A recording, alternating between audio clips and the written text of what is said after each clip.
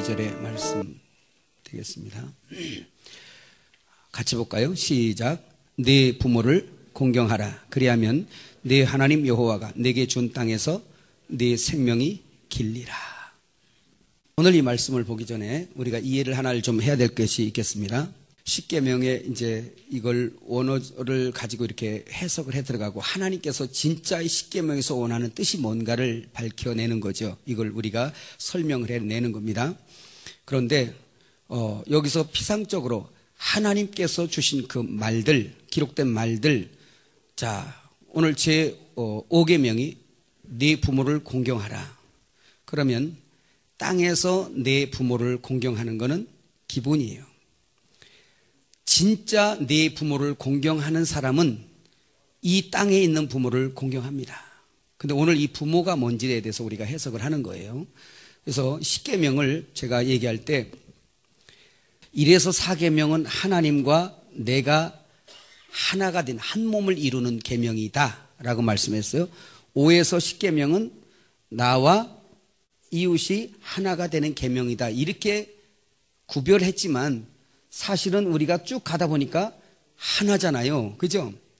결국은 내 이웃이라는 이 부분은 어디를 따지냐면 그리스도의 몸에 관한 문제고 요건 머리에 관한 문제가 돼요. 이해가셨어요? 그래서 1에서 4계명은 머리와 하나 되는 부분이 되고 나와 이웃은 머리가 하나 된 사람들이 하나를 이루는 연합된 새 예루살렘 성으로 완성되어지는 이 부분을 말씀하는 겁니다. 그래서 출애굽기 20장에 1절부터 처음 말씀할 때 그래서 그거 얘기했죠. 콜, 그죠? 모든. 그래서 여호와께서 이 모든 말씀으로 완전케 하리라, 완성하리라. 그래서 콜이라는 이 단어가 카랄에서 왔다.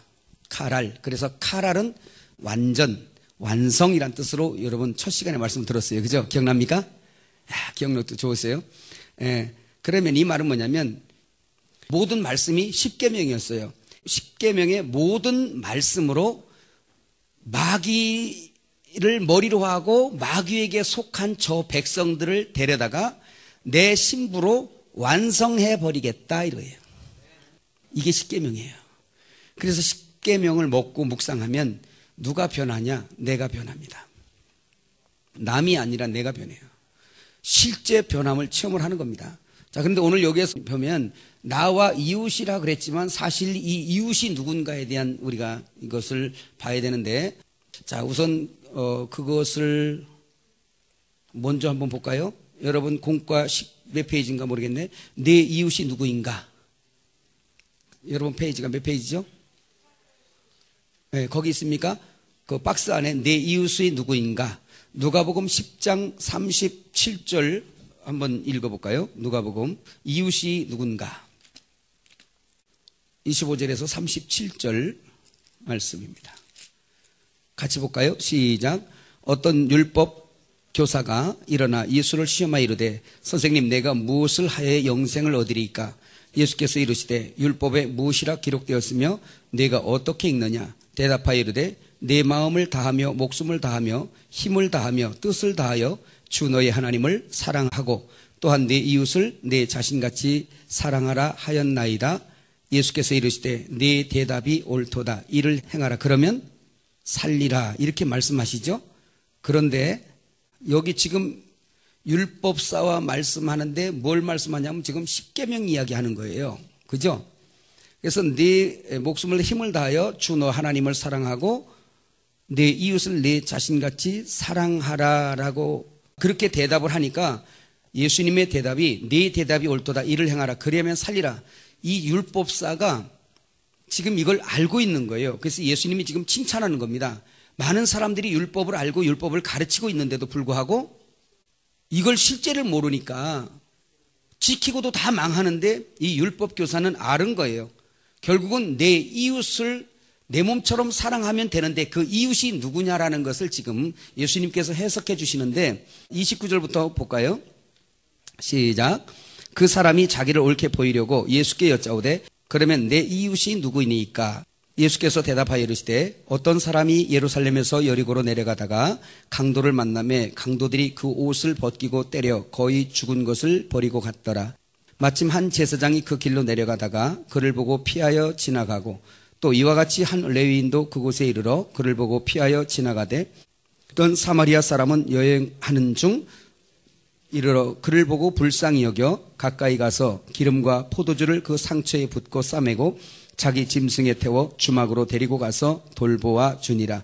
그 이튿날 그가 주막 주인에게 데나리온 2를 내어주며 이르되 이 사람을 돌보아 주라. 비용이 더 들면 내가 돌아올 때에 갚으리라 하였으니 내 생각에는 이 세 사람 중에 누가 강도 만난 자의 이웃이 되겠느냐. 37절 큰 소리로 시작. 예수께서 이르시되 가서 너도 이와 같이 하라 말씀했어요. 율법사에게 이 비유를 말씀하셨어요. 참 이 비유가 너무 중요합니다. 한 사람이 지금 예루살렘에서 여리고로 내려가다가, 여리고로 내려간다는 말은 영적으로 우리가 조금 살피면 예루살렘은 하나님의 보좌가 있는 곳을 상징하고 있죠. 그죠?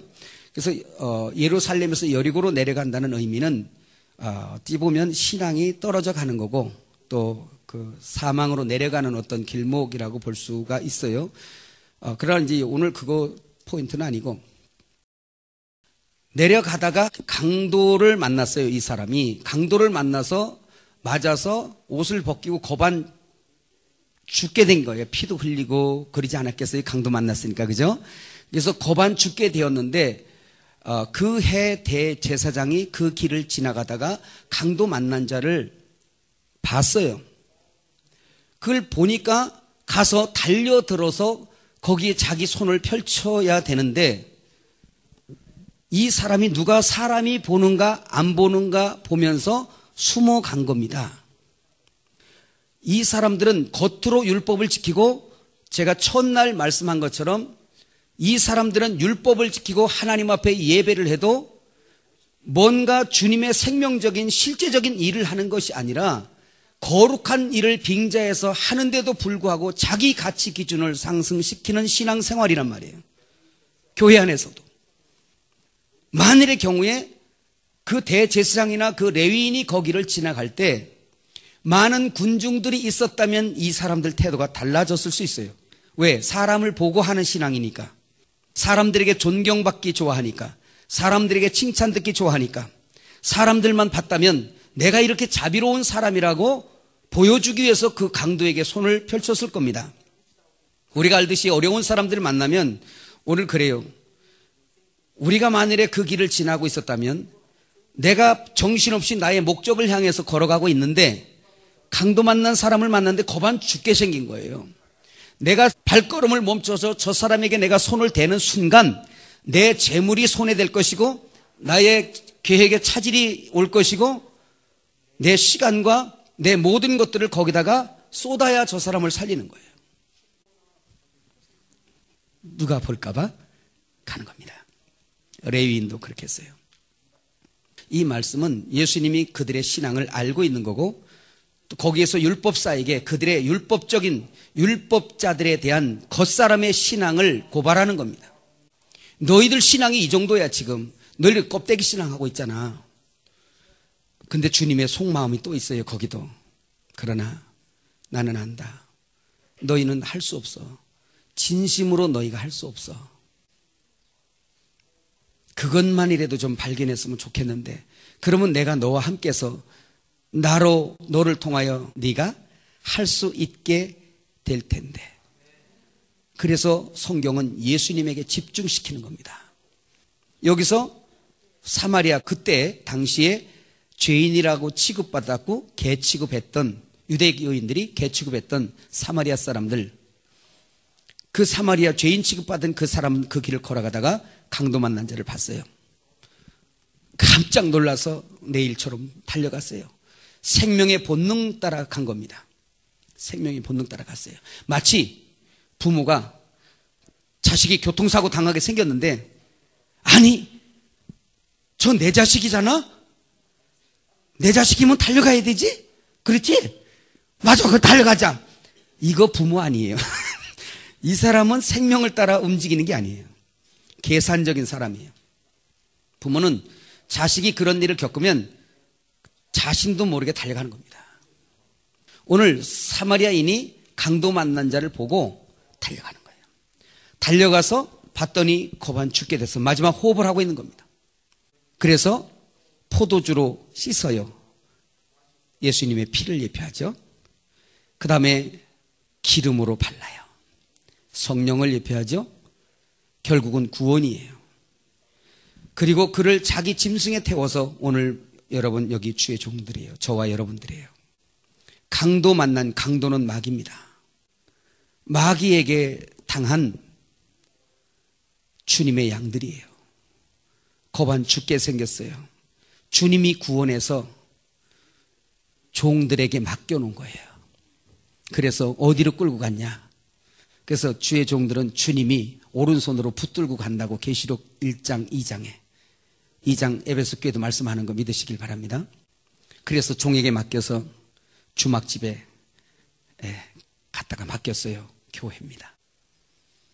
주님이 구원해서 강도 만난 자 피로 씻어버리고 기름 발라 성령 줘서 교회에다가 맡겨놓고 주님의 부탁이 내가 돌아올 동안 잘 부탁합니다.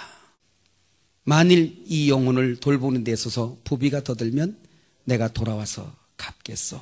주의 종들이 양들을 주님의 그 피로 값주고 사고 성령으로 기름 발라서 보내준 성도들을 잘 목양하면 이미 주셨지만 오셔서 더 갚아주신대요. 그러면 오늘 이걸 해석하는 것이 지금 중요한 게 아니라 율법사에게 물은 것이 이 중에서 강도 만난 자의 이웃이 누구냐라고 해서 여러분 대답해 보세요. 오늘 이 지금 사건에서 십계명을 얘기하면서 주님이 이웃이 누군가에 대해서 지금 이걸 설명을 하고 계신 거예요. 이웃이 누구냐? 자, 지금까지 이 비유를 내가 간단하게 설명해 줬어요. 이 비유를 설명을 듣고 여기서 강도 만난 자의 이웃이 누굽니까? 여기에서 강도 만난 자의 이웃은 그리스도입니다. 자, 이제 아주 이 말씀이 재밌게 이제 풀어져 가고 있어요. 기본적으로 우리가 상식적으로 생각해서 내 이웃 그러면 지금 저 여러분 사는데 옆 동네에 있는 옆집에 사는 사람을 내 이웃으로 생각합니다. 그죠? 성경에서 지금 여기서 내 이웃이라고 얘기할 때 그런 개념이 아니에요. 이스라엘이 그들은 집안끼리 살고 막 그랬어요. 이 군락을 이룰 때 자기 집안이에요. 그래서 유대 풍습에 거기 보면 이 예수님 시대 때도 그들의 가족이다 그러면 우리는 생각하기에 뭐냐면 엄마, 아빠, 나 뭐 이렇게 4명 핵가족 이런 거 생각하지만 거기서 가족 그러면 500명이 되는 가족도 있어요. 한 마을이 막 가족이고 그래요. 자, 그런데 여기서 내 이웃 그럴 때 우리가 그리스도라고 지금 주님이 이렇게 말씀하시는 거 여기에서 이웃, 친구, 성경이 말하는 이웃, 친구 이것은 바로 뭐냐면 한 부모로부터 난 자, 한 생명으로 난 자. 이해가셨어요? 그럼 뭘 얘기하려고 이렇게 하냐면 지금 답부터 말씀드리냐면 여기에서 이웃이 누구냐면 진짜 그리스도를 만나서 그리스도의 이 몸된 사람 있지, 몸. 교회를 말하고 있는 거예요, 이웃이. 그럼 교회가 누구냐? 우리는 각 지체고 교회 형제들이 내 형제예요. 그러면 강도 만난 사람들이 지금 그리스도에서 구원받았고 여기 들어온 것인데 결국 그리스도지만 그리스도의 몸인 교회가 결국은 또 그리스도예요. 머리가 말씀이면 몸이 말씀이잖아요.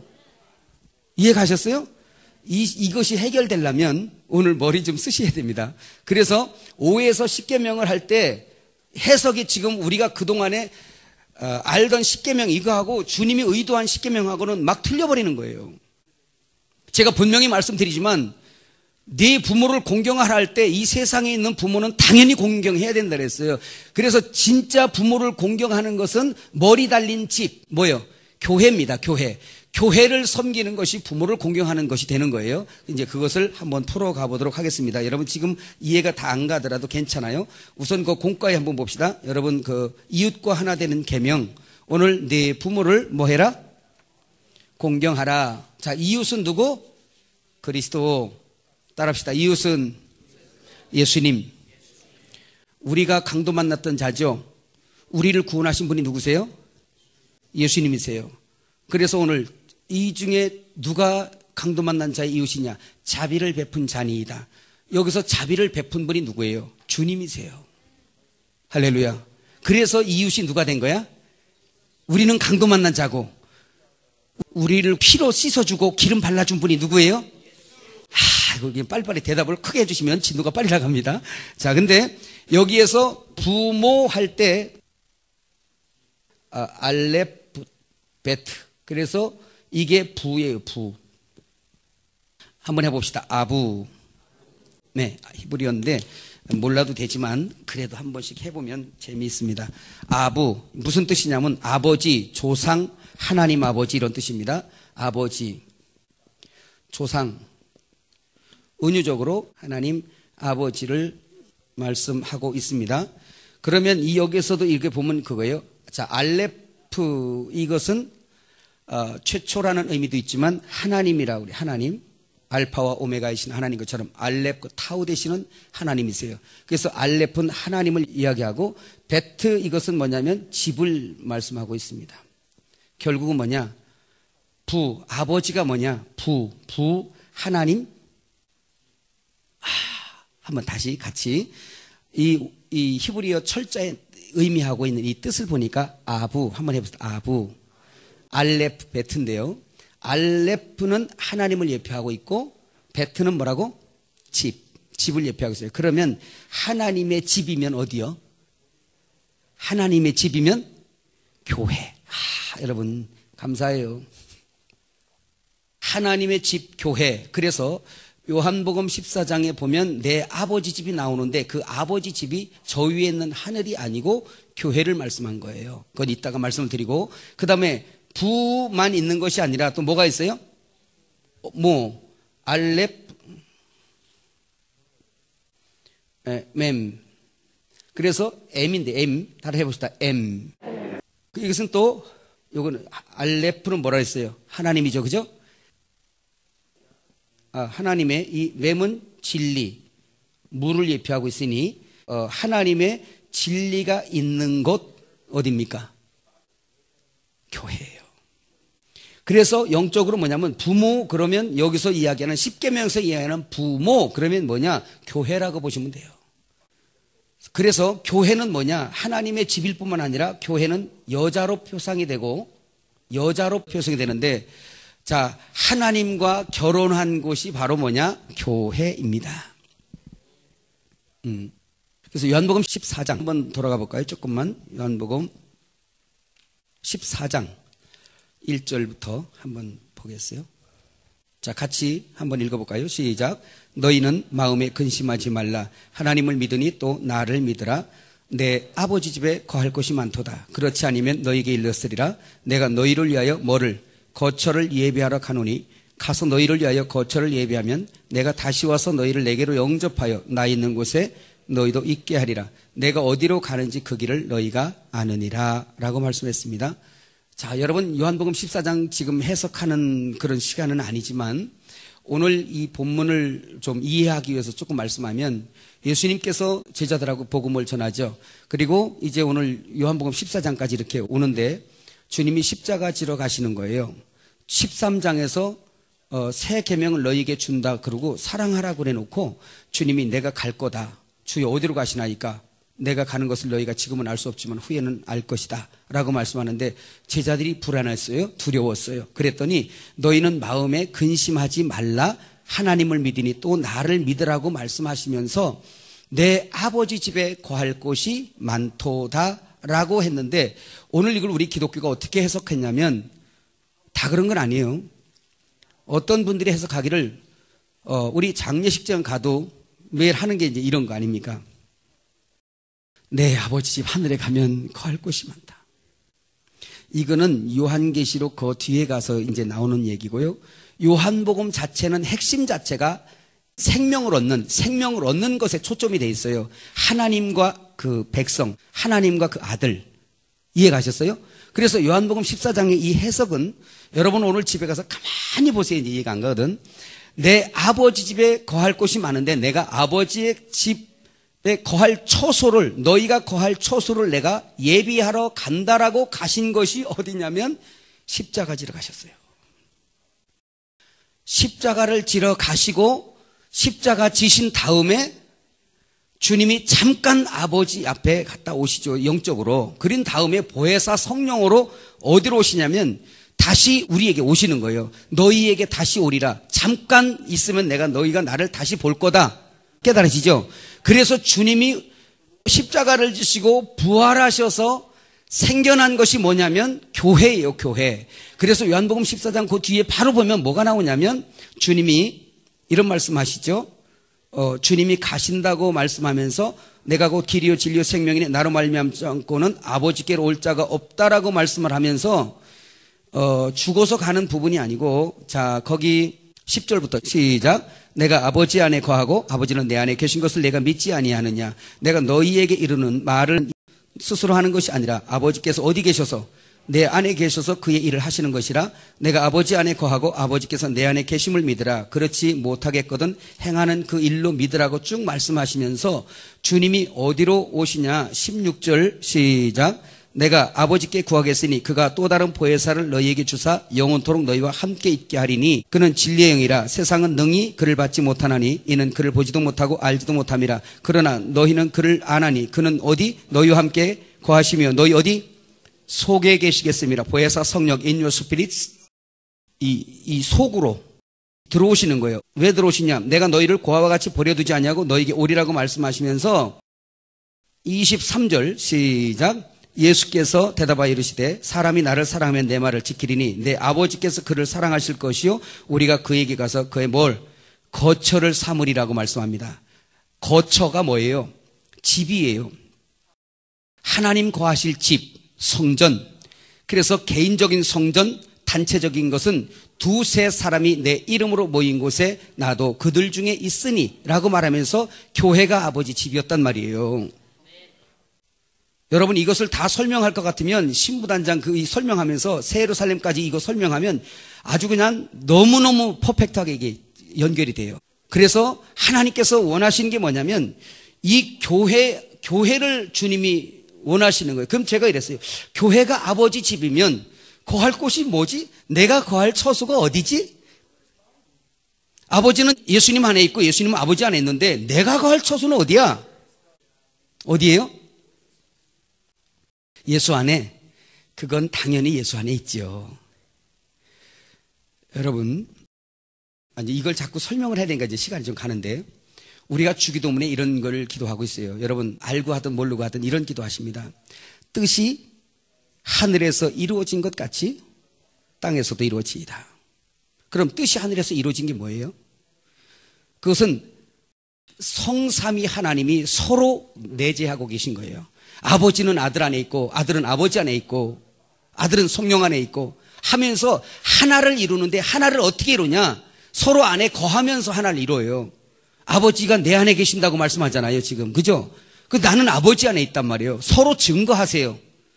그러면 새 예루살렘 성이 뭐냐면 이 교회가 이제 장래 새 예루살렘이 될 텐데, 다른 사람이 되는 것이 아니라 예수님을 안에 모신 사람. 첫째로 예수님이 하나님이시니까 예수님을 안에 생명으로 모신 사람. 이 사람이 개인 성전이에요. 그러면 여기 있는 사람도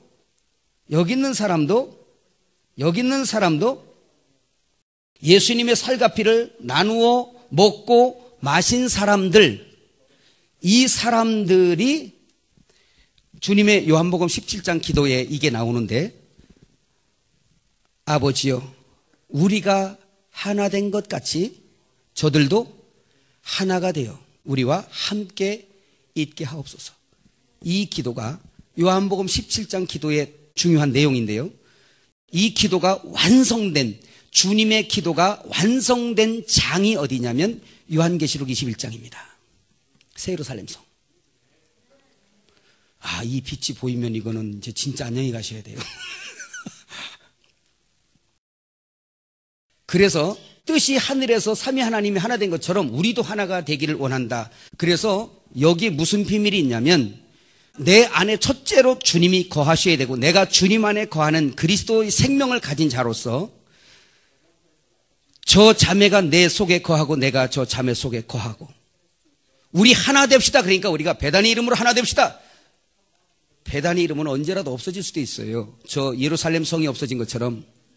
그러나 진짜 사랑, 진짜 도성, 하늘의 새 예루살렘 성이 뭐냐면 교리로 우리가 저 갔더니 정사각형으로 되어 있는 새 예루살렘 성이 있을 것이다. 요한계시록 21장 그 수치대로 그것이 있든 없든 상관하지 말고 먼저 여기서 실제 새 예루살렘 성을 체험을 해야 되는데 새 예루살렘 성의 건축 재료가 우리란 말이에요.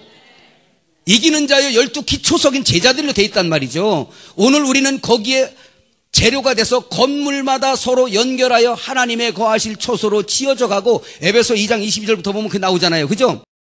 이거 건물이에요. 건물. 무슨 건물이냐? 성전. 하나님이 거하시는 성전.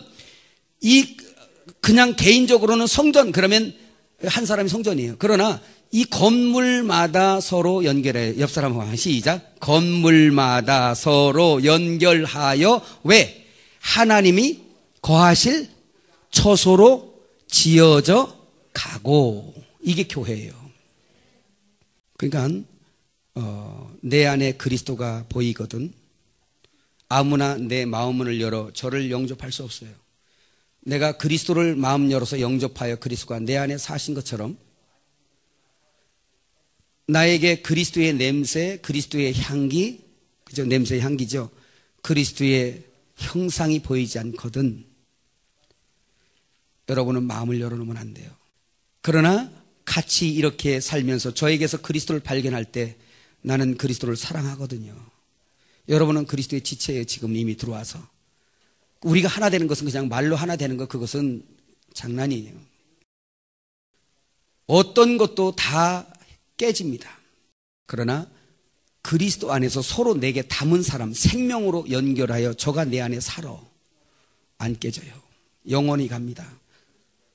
그래서 새 예루살렘 성 주님의 신부로 내가 단장되었냐 안 되었냐라는 것은 내가 철저히 십자가에 못 박히고 그리스도가 나의 주인이 되어서 그리스도의 형상이 되어져서 그 형상 보고 저 사람이 나를 사랑하고 내가 저를 사랑하고 저가 내 안에 내가 저 안에 있으면서 우리가 하나 되어 그분 삼위 하나님이 하나 된 것처럼 우리도 하나가 되어서 그분과 함께 있는 거 머리로서 계시고 하나님은 우리는 몸으로서 각 지체가 한 몸이 되어서 이게 새 예루살렘 성인 거예요. 이게 실제 새 예루살렘 성이에요.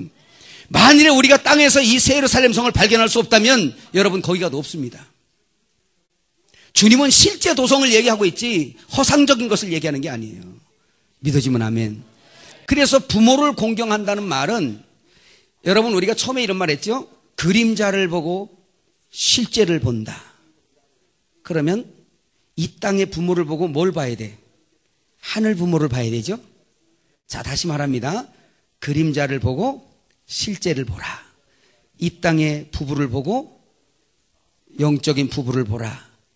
그 말씀 했어요. 그죠? 그렇다면 지금 말씀한 것처럼 네 부모를 공경하라. 그것은 이 땅에서 나를 육신의 생명으로 낳아준 부모를 말하고 있는 겁니다. 어머니는 나를 낳는 생명이에요. 이거 이해 가시죠? 그래서 부모는 바로 한 몸인데요. 자식이 볼 때 부모지만 사실은 부부잖아. 그죠? 이게 부부인데 부부는 뭐예요? 한 몸이에요. 그럼 하나님과 교회는 뭐예요? 한 몸이에요. 자 여기서 또 하나 풀어갈 게 있습니다. 여자라는 것을 이제 풀어가야 돼요. 여자. 자 그리스도는 남편이시죠? 머리입니다.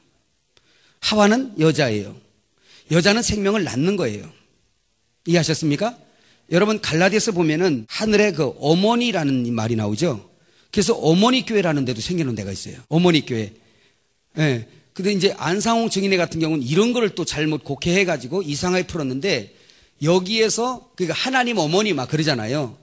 자, 이거는 상징적으로 여러분 잘 깨달으셔야 되는 게 하와는 여자죠. 그죠? 하와는 교회에 대한 그림자예요. 하와는 계속 자식을 낳는데 육신적인 자식을 낳죠. 그러나 영적으로 교회는 무슨 자식을 낳아요? 영적인 자식을 계속 낳는 거예요. 따라합시다. 교회는 여자다. 나는 여자다. 여자다. 여자예요.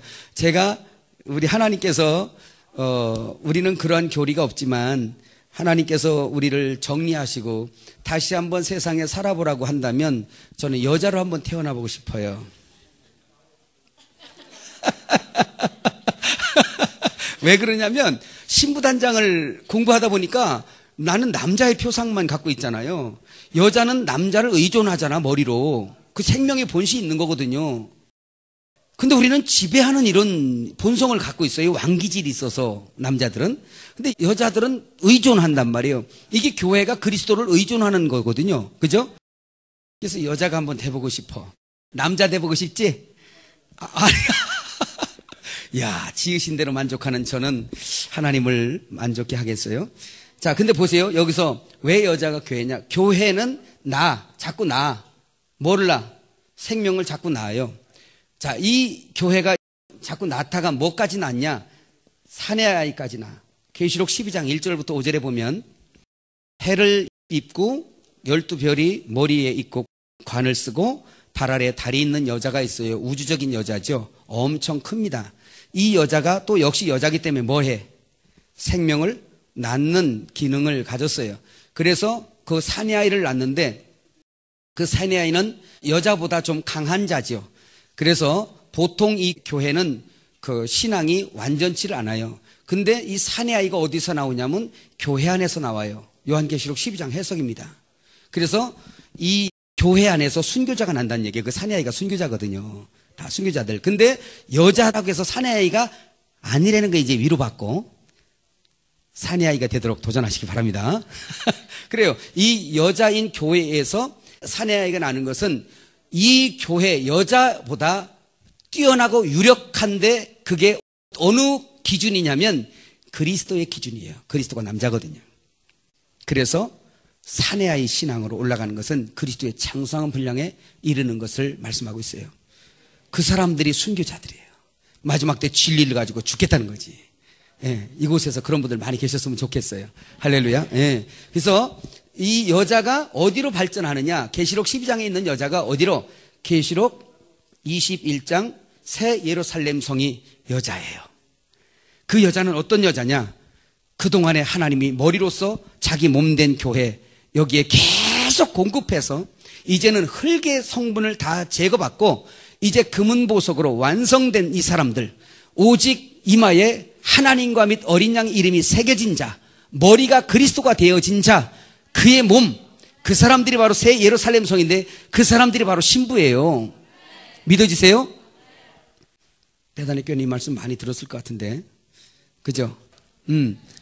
자, 그래서 계시록 22장 17절을 한번 읽어보고 넘어가도록 합니다. 여기 보면 이제 그 완성된 자들이 그 자녀를 막 생산하는 구절입니다. 한번 읽어볼까요? 시작. 성령과 신부가 말씀하시기를 오라 하시는도다. 듣는 자도 오라 할 것이요 목마른 자도 올 것이요 또 원하는 자는 값없이 생명수를 받으라 하시더라. 이 말씀이 있는데 이게 바로 뭐냐면 성령과 신부가 오라 하는도다. 신부는 새 예루살렘 성이고 성령은 바로 그리스도인데 그리스도가 머리가 되고 하나가 되어진 이 이기는 자예요. 이 사람들이 마지막 때 초청하는 겁니다. 이거 다른 해석하면 안 돼요. 그래서 완전히 그리스도를 머리로 한, 그러니까 그리스도가 남자잖아요. 성령은 지금 보혜사 성령으로 오신 분이 그리스도잖아요. 씨 가진 남자이셨어요. 그분이 들어왔고 온전히 머리이신 그분을 순종하는 사람이 뭐냐? 그 사람들이 이기는 자고 그 사람들이 새 예루살렘 성이고 그 사람들이 신부예요. 아멘. 그러니까 성경을 공부해도 날마다 추상적인 저 어떤 걸 자꾸 공부하지 말고 말씀은 실제 우리에게 체험이란 말이에요. 할렐루야.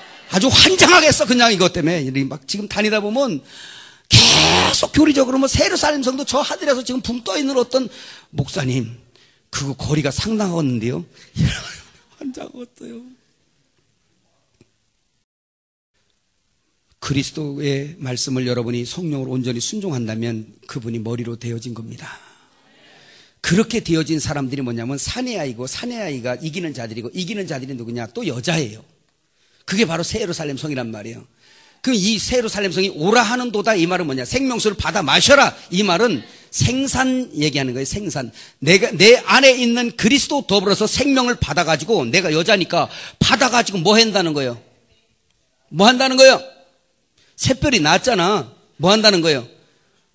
낳는다는 거예요. 이게 교리가 아니에요. 실제 일어나는. 화평이 형제를 안 만났으면 혼자서 어떻게 나? 낳을 수 있어 없어? 못 나요. 그리스도가 없으면 우리가 낳을 수 있어요 없어요? 못 나요. 그래서 우리의 머리이신 그리스도와 하나 되는 거. 그러니까 바로 여기서 바로 뭐냐? 그러면 여기에서 내 아버지 집에 거할 곳이 많도다 라고 봐서 제가 이 말씀을 가지고 묵상하면서 뒤로 넘어갈 뻔한 거예요. 내가 무슨 신앙을 하고 있었는가? 내가 거할 처소가 어디냐면 바로 여러분입니다. 주님이 내 안에 처소 삼아 거하시는 것 같이 내가 여러분 안에 거한다는 것은 내 안에 그리스도와 함께 여러분 안에 살겠다는 거예요.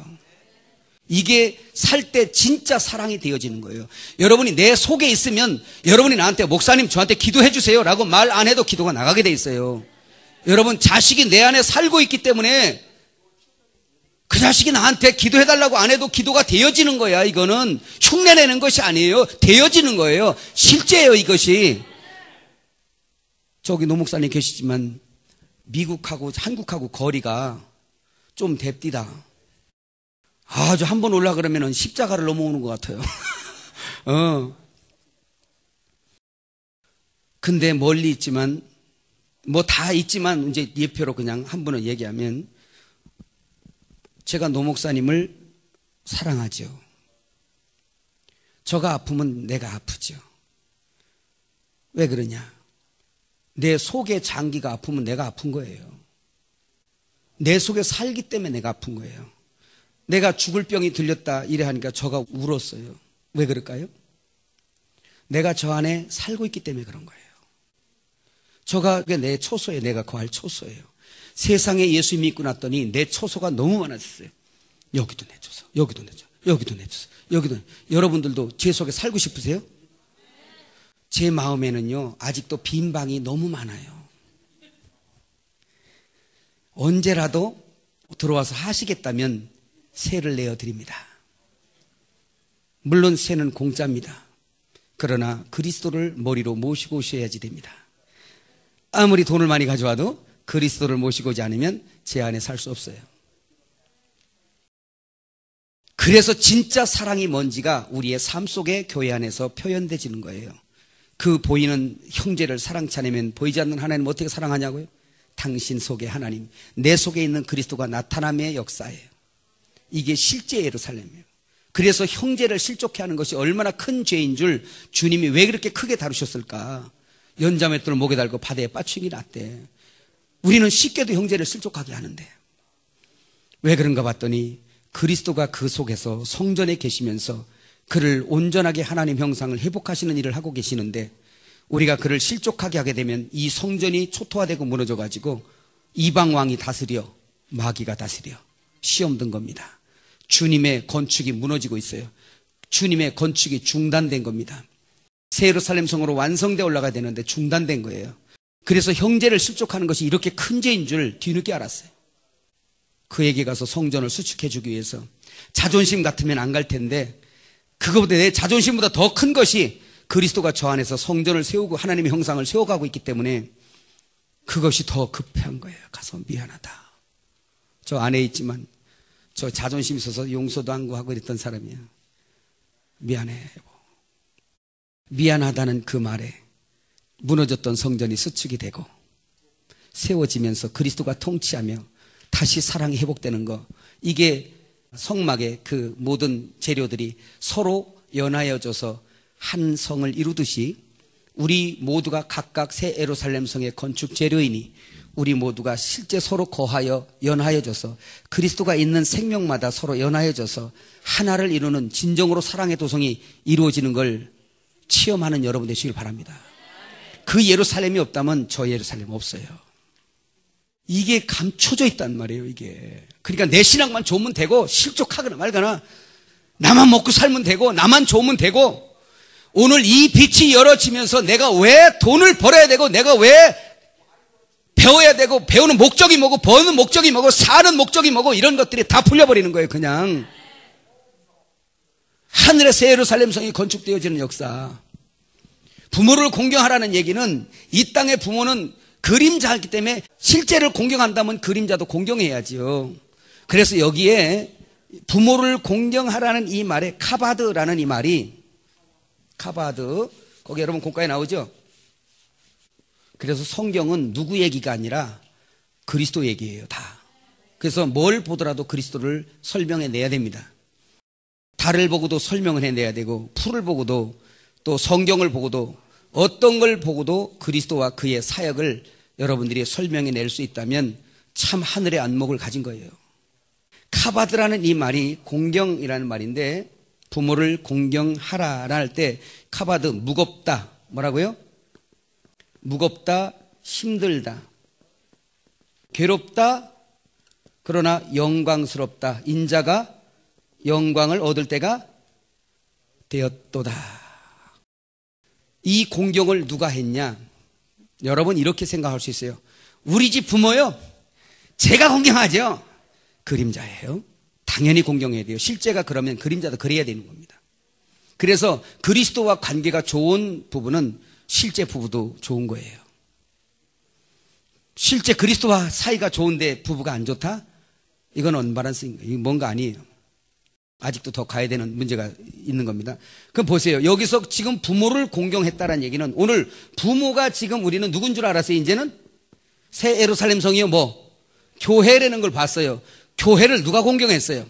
이걸 공경하는데, 이거 하나님 아버지를 공경한 거죠. 아버지 집이니까 공경했는데 괴롭고 무겁고 힘들어, 그러나 영광스러웠어. 이 길을 누가 공경한 거예요? 이게 예수님이 하신 거예요. 예수님이 공경한 거예요. 여러분 이게 이걸 자세히 이거 원어를 잡고 들어가다 보면 이런 것들이 나오는 거예요. 이게 또 그래서 예수님이 아버지 집인 교회, 아버지 거하시는 이 교회를 세우시기 위해서 무거운 짐을 지시고 괴로워하시고 힘드셨던, 그러나 이 길에 영광을 얻을 때가 되어 가신다는 그분이 부모를 공경하는데 아버지 그리고 부모, 교회예요. 교회. 주님은 친히 주님이시지만 또 공경하는 자녀예요.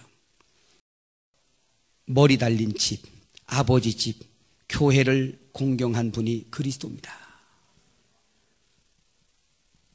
그 그리스도가 내 속에 있을 때 여러분들은 부모를 공경하는데 교회를 섬길 수 있어요.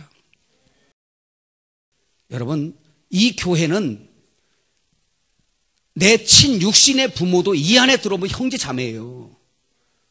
육신적인 부모, 그건 그림자고, 그래서 이 부모를, 하나님의 아버지 집인 이 부모를 잘 공경하는 사람은 실제 내 부모도 공경할 수밖에 없는 거예요. 믿어지세요? 이거 보세요. 그러니까 이 지금 십계명이 얼마나 우리가 지금 피상적으로 알고 있는 거예요. 저 육신의 부모 잘 공경하면 그럼 다 됩니까? 그거 얘기하려고 이렇게 했을까요, 주님이? 아니에요. 성경은 항상 그림자를 들어 뭐를 설명한다? 실제를 설명한다. 썩어서 없어질 걸 설명하는 게 아니에요. 썩어서 없어질 거지만 만들어 놓은 것은 이 백성들 하여금 이것을 가지고 실제를 바라보라고 지금 주님이 하신 겁니다. 그 진짜 부모를 공경하는 것은 하늘아버지를 공경하는데, 하늘아버지, 저 위에 있는 하늘아버지 공경한다고 말하지 마세요. 아버지 집이 교회고 내가 거할 처소, 아버지 거할 처소 바로 여기에요. 여러분 배단위 교회가 100명이면 100명이 여러분 다 거할 처소요. 나를 상처 주고 미워하는 집에는 거할 수가 없어. 예수님께서 이 세상에 오셔서 새 예루살렘 성의 그림자인 저 땅에 있는 예루살렘 성에 들어가서 이스라엘에게 온 거죠. 누가 나를 받아주고 내가 어디 거할 처소가 어디고 내 머리 둘 곳이 어딘가 라고 주님이 계속 찾아다니셨어요. 근데 머리 둘 곳이 없어요. 엉뚱한 놈이 다 와서 차지하고 있고 주님을 반기질 않아, 사랑하질 않아, 거할 처소가 없어. 여우도 굴이 있고 새도 처소가 있고 제비도 자기 거할 집이 있는데 인자는 머리 들 곳이 없어. 처소가 없어. 내 아버지 집에 얼마나 사모되는데 거할 처소가 없어. 그 처소에 우리 주님이 내 안에 들어오신 거예요. 그래서 교회는 영광스럽답니다. 이걸 누가 했냐? 우리는 아무것도 할 수도 없었지만 한 것도 없고 했는데 오직 그리스도가 이 모든 것을 담당하시고 다 이루시어서 이루신 주님이 나에게 오신 거예요. 이런데도 주님을 배반할 겁니까? 그런데도 주님을 어떻게 여기세요? 예수님 요즘에 자꾸 인기 떨어지고 있어요. 따라합시다. 부모를 공경하면 장수하는데 어디까지 장수하냐? 영생합니다. 옆 사람에게 인사합시다. 우리는 영생하도록 장수합니다. 아멘. 자, 믿어지세요? 네. 그 다음에 시간이 살인하지 말라 하나를 더 해야 되는데 요거는 간단하게 합시다. 출애굽기 20장 13절. 부모 공경이 너무 좀 설명할 게 있어서 시간이 갔는데요. 말씀이 너무 간단하니까 한번 읽어봅시다. 시작. 살인하지 말라. 아주 이렇게 짧은 구절이 있었어요. 살인하지 말라. 라짜흐라는 말이죠. 라짜흐.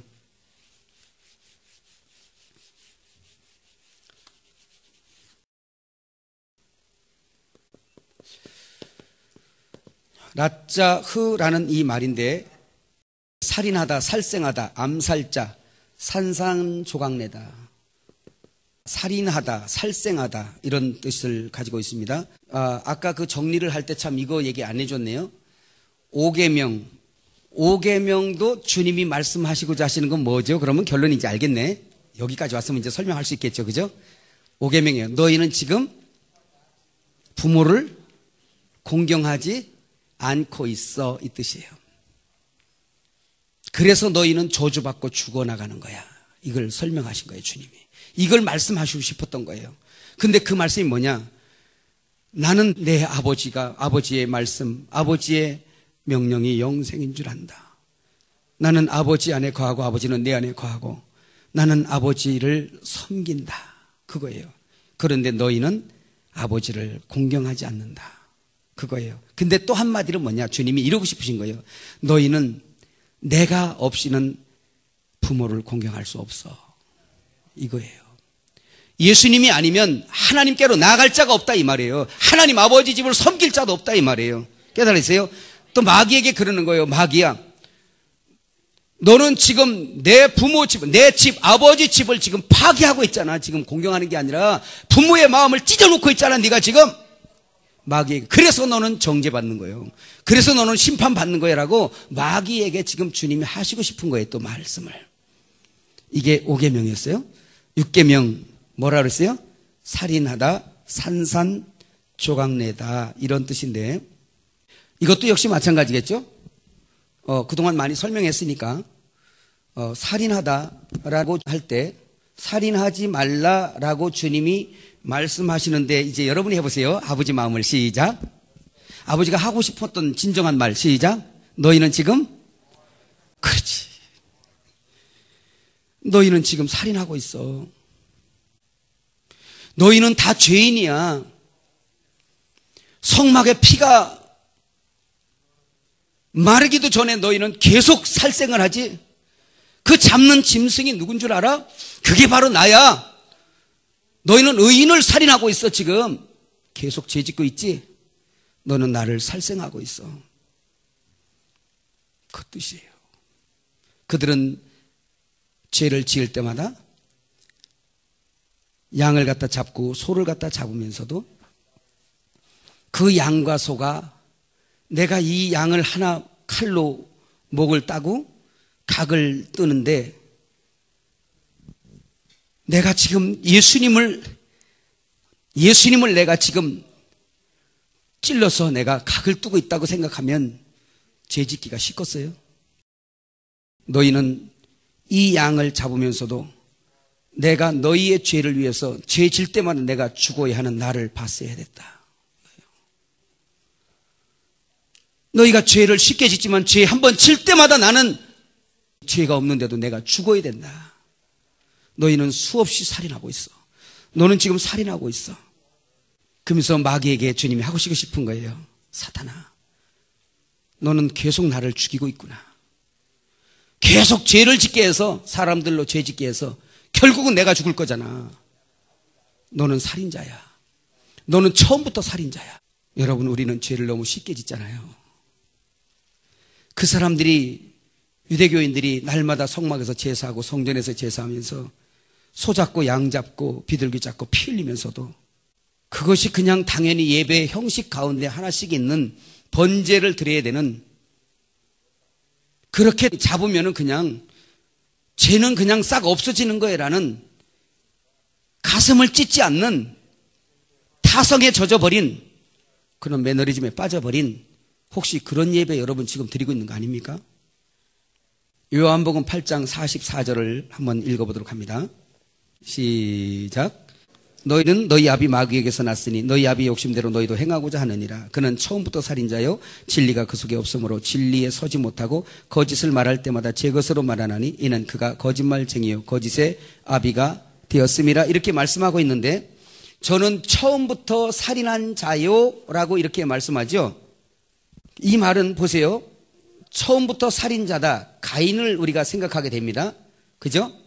근데 아벨이 있고 가인이 있는데, 창세기에 4장에 보면 아벨도 농사를 짓고 가인도 농사를 지었는데, 아벨은 양을 키우고 가인은 농사를 지었어요. 각각 양 새끼를 가져다가 하나님 앞에 드렸을 것이고, 가인은 농사의 소출, 추수감사절 같이 하나님 앞에 나아갔습니다. 다 믿음으로 드렸어요. 이것도 신학계에서 아주 분분합니다. 왜 아벨의 제사는 받고 가인의 제사는 받지 않았을까라고 이렇게 막 말을 하고 있어요. 그런데 오늘 여러분 이것을 보면서 조금 정립이 됐으면 좋겠습니다. 자, 아벨은 여러분 이거 아셔야 돼요. 이건 목축을 한 사람이지만 이도 농사를 지었겠지요. 노아 홍수 이전에는 고기를 먹게 하질 않았어요. 그죠? 물론 젖을 먹고 또 뭐 가죽을 썩고 뭐 했는가 모르겠어요. 근데 살생하지 말라시는 하나님의 명령이 항상 존재하고 있는데, 아벨이 맨날 그것 때문에 졌겠어요? 하나님 앞에 죄를 지은 인간은 피 없이는 하나님 앞에 나갈 수 없는 히브리서 9장 22절의 증거의 말씀이 있습니다. 믿음으로 말미암아 드렸는데, 아벨은 피 흘릴 양을 앞세워서 하나님 앞에 나아간 거예요. 예배가 회복되기 위하여. 믿음은 아멘. 가인은 피가 없는 제사, 다시 말하면 소제. 소제는 저도 소제 드렸잖아요. 번제 후에 오는 것들이지, 이는 감사제들이지 죄인에게 뭘 갖다 드린다고 하나님이 받으시는 게 아니에요. 그래서 아벨의 제사를 받으신 이유가 히브리서 11장에 나오는데, 한번 빨리 찾아볼까요? 히브리서 11장. 공부가 어렵지 말해야 되는데 여러분 한번 해봅시다. 쉽다. 쉽죠? 4절 한번 읽어봐요. 같이 시작. 믿음으로 아벨은 가인보다 더 나은 제사를 하나님께 드림으로 의로운 자라 하시는 증거를 얻었으니 하나님이 그 예물에 대하여 증언하심이라. 그가 죽었으나 그 믿음으로서 지금 말하느니라. 자, 믿음으로 드렸는데, 믿음으로 드리긴 드렸는데, 아벨은 뭐 때문에 예배를 받으셔서 하나님이? 그 예물에 대하여 증거하심이라 그래요. 예물. 죄인은 항상 피 흘릴 양을 앞세워 가는데, 오늘 아벨은 하나님이 받으심직한 예배를 드렸는데, 예수 그리스도의 피 흘릴 예수님을 앞세워서 아버지 앞에 나간 사람이에요. 저 사람이. 예배가. 믿어지세요? 그렇다는 얘기는 오늘 우리가 죄가 있으면 하나님을 면전에 가서 그분의 얼굴을 구하고 그분 앞에 예배할 수 없는 존재라는 걸 깨달으시길 바랍니다. 그래서 예수님의 피가 항상 우리에 앞서 있어야 돼요. 죄인이 나갈 방법은 그거밖에 없어요. 가인도 농사져서 감사임을 하나님 앞에 가져갔어요. 근데 안 받으신 거예요. 기뻐하지 않으셨어요. 그런 이 속에 마귀가 들어가서 결국은 하나님의 사람, 예배하는 사람을 시기하고 질투해서 이 속에서 가인을 사용해서 결국은 뭘 했어요? 아벨을 돌로 쳐 죽였어요. 살인자예요. 근데 잘 보세요. 아벨 대신 셋을 내고, 이건 다 할 수 없어요. 이게 장자권 이제 언제 또 해야 되는 건데, 아벨로 해서 쭉 장자권이 나오면서 요셉까지 나오면서 누가 나와? 아벨은 누구? 누구의 예표의 삶을 살았어요? 아벨은 예수님의 예표로 살고 가인의 제사를 받지 않은 거, 하나님이 저의 제물을 받지 않았어요. 그래서 여러분, 교회 와서 은혜 못 받으면 열 받는다? 안 그런가? 아니, 교회 와서 은혜 받고 막 여러분 성경 보고 은혜 받고 기도하려고 은혜 받으려고 기도 막 하는데 이게 하나도 깜깜해. 그러면 어때요? 화나죠? 그때 조심하시기 바랍니다. 근데 가인은 하나님 앞에 예배가 안 되던 후손, 예배가 하나님 앞에 합당하게 되어진 자의 후손들은 장자권을 따라 예수님의 육신의 조상이 되고, 깨달아지세요? 예배가 안 된 사람의, 이 사람의 뒷일이 어떻게 감당되나 보세요. 가인의 후손들이 계속 와서 어디로 털고 들어가면 유대교인들한테로 들어가는 거예요, 이게. 그래서 가인이라는 이 말이 히브리어로 카인인데, 이 카인의 뜻이 뭐냐면 작살이란 뜻이에요. 뭐라고? 작살, 뭔지 아세요? 작살, 우리 어르신들은 알죠, 그죠? 작살, 찌르는 거. 동물 잡을 때 찌르고, 작살, 물고기 잡을 때 팍 찍어 잡는 거.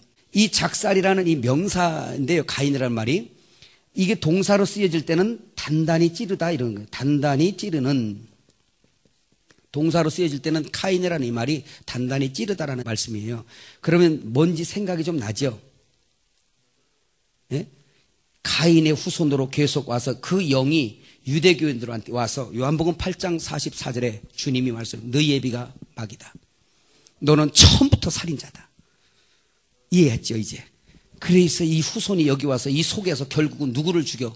인류 우주 안에 위대한 순교자이신 예수님을 단단히 찌르는 역할을 하는 게 마귀인데, 누가 쓰임 받냐면 가인의 후손이 쓰임 받.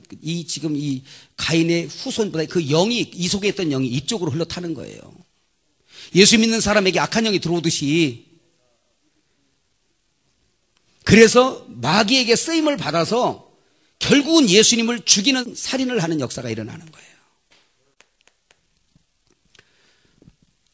근데 주님은 말씀하시는 것이 마태복음 5장 우리 한번 펴볼까요? 주님이 이걸 설명하고 계세요. 21절부터 26절 주님이 산상수훈은 그 출애굽기 20장에 있는 10계명을 강화시키는, 완전케 율법을 강화시키는 그러한 장이 마태복음 5장에서 7장까지 내용이죠. 근데 여기서 5장 21절부터 한번 보도록 합니다. 시작. 옛사람에게 말한 바 살인하지 말라. 누구든지 살인하면 심판을 받게 되리라 하였다는 것을 너희가 들었으나 나는 너희에게 이르노니 형제에게 노하는 자마다 심판을 받게 되고 형제에 대하여 라가라 하는 자는 공회에 잡혀가게 되고 미련한 놈이라 하는 자는 지옥불에 들어가게 되리라. 그러므로 예물을 제단에 드리려다가 거기서 내 형제에게 원망 들을 만한 일이 있는 것이 생각나거든 예물을 제단 앞에 두고 먼저 가서 형제와 화목하고 그 후에 와서 예물을 드리라. 너를 고발하는 자와 함께 길에 있을 때 급히 사화하라. 그 고발하는 자가 너를 재판관에게 내어주고 재판관이 옥리에게 내어주어 옥에 가둘까 염려하라. 진실로 내게 이르노니 내가 한 푼이라도 남김없이 다 갚기 전에는 결단코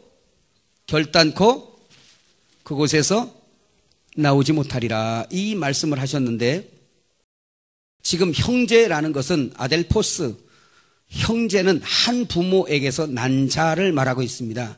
여러분들은 하나님 아버지, 그 아버지 한 부모를 둔 형제 자매인 거 믿으시면 아멘. 이 형제에게 미련한 놈이라고 이렇게 말하는 게 어리석다라는 이런 뜻인데요.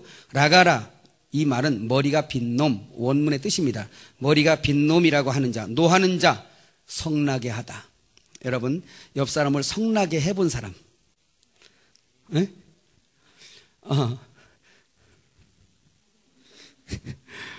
화나게 해봤죠? 살인하셨습니다. 형제를 미워해 본 분, 확실히 드려야지. 예, 살인하셨습니다. 율법이 무엇을 말씀하고 있는지 여러분 깨달으셔야 돼요. 이 율법이 그런 거예요. 주님이 모세에게 준 율법이 그물 같다면, 이렇게 그물이라면 지금 다 죄인 만들어 잡으려고 이 그물 안에 걸려드는 자는 다 죄인이다.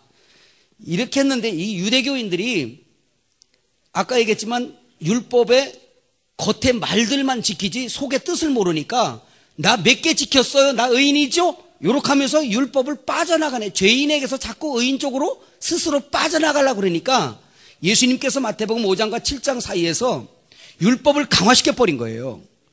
그걸 강화시키는데 생각만 해도 죄다. 미워해도 이미 살인했다. 완전히 율법을 강화시켰다는 얘기는 율법의 용무는 죄를 더하게 하는 거니까 율법을 강화시켰다는 것은 완전히 죄인 만든다는 얘기. 하나도 빠져나갈 사람 없이 전부 다 뭐 만들겠다는 거예요? 죄인 만들겠다는 얘기예요. 오늘 살인하지 말라라는 이 말 자체가 이 사람들이 스스로 의인이라고 생각하는 이 사람들을 주님이 죄인을 만들려고 부단히 노력하신 장이에요. 깨달아지세요. 그래서 하나님의 율법을 제대로 듣는 사람들은 하나님을 알면 알수록 내가 성경 많이 한다고 교만한 게 아니라 하나님의 어떠하심을 알아서 주님의 높으심을 얼마만큼 본 것만큼 나는 낮아지게 돼 있고 그분의 거룩함을 본 사람 나는 더러운 자라는 걸 발견하고 그분의 크심 본 사람이 나야 너무나 작은 자라는 걸 알고 그리스도가 나에게 얼마나 위대하고 소중하신 분인가를 알게 돼서 그분 앞에 경배가 되는데 경배가 흉내내는 게 아니라 자동 경배가 되는 거예요. 눈물 없이는 하나님을 찬송할 수 없어. 감히 나 같은 자가 하나님을 찬송하다니 어떻게 내가 주님의 거룩을 노래할 수 있습니까? 제가 10계명 이거 설교하려고 갔다가 무릎 꿇고 막 주님 앞에 그랬어요. 주님 난 할 수 없어요. 어떻게 제가 하늘을 설명하게 내 입에 담겨진 단어도 몇 개 되지도 않는데 어떻게 우주보다 크신 하늘을 내가 어떻게 설명해냅니까 하나님? 난 아무것도 할 수 없어요. 주님이 서셔야 됩니다. 이게 나가는 거예요. 교만할 틈이 없게 되는 게 우리를 만들어 자꾸 사람을. 믿어지면 아멘. 그래서 주님이 말씀하는 건 뭐냐면 이거죠. 너희는 지금 살인하고 있어. 사탄아, 너는 지금 살인하고 있어. 너 지금 나를 죽이고 있어. 왜? 지금 주님의 백성들을 자꾸 죄짓게 하니까 그 죄짐은 누가 죽어야 돼? 주님이 죽으셔야 돼요. 사탄아, 너는 죄 없는 나를 죽임을 통하여 너는 정죄받았어. 네가 불못에 가는 거 마땅한 거야 라고 오늘 6계명에서도 사탄을 정죄하고 우리는 정죄해서 우리는 그놈에게 속아서 살인하고 부모 공경치 못하고 오히려 괴롭게 하고 하나님을 괴롭게 하고 이런 거에 대해서 그 책임을 우리에게 묻지 아니하시고 아들에게 다 그 책임을 묻는 거예요. 하와가 죄를 졌지만 아담이 먹은 것처럼 되어서 아담이 먹었죠. 왜? 그리스도를 예표해야 되니까. 죄를 졌지만 저를 영원히 버리지 않냐고 에덴 동편으로 쫓아서 거기 살게 하시다가 나중에 내가 동편으로 성문으로 들어올 때 너를 손잡아 들어갈 거야 라고 하신 거예요. 사람은 구원하시고 마귀는 정죄하는 거, 이게 하나님 뜻이었어요.